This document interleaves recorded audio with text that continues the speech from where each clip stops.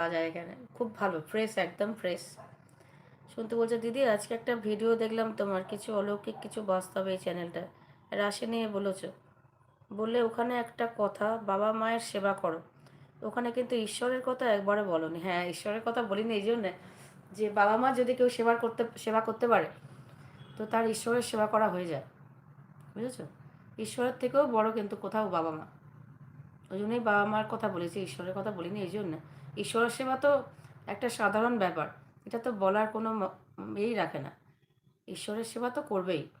আর বাবা মা হলো এমন ঈশ্বর, তুমি যদি বাবা মার সেবা নাও করতে পারো, তুমি যদি ঈশ্বরের সেবা নাও করতে পারো, তুমি যদি প্রতিদিন মন্দিরে না যেতে পারো, শর্টকাট কি, তুমি তোমার বাবা মাকে, বাবা মার পা টিপে দাও, বাবা মার জন্য খাবার এনে দাও, বাবা মাকে ভালোবাসো, বাবা মার সেবা করো, তাহলেই কিন্তু তোমার, তাহলেই তোমার কাজ হয়ে যাবে।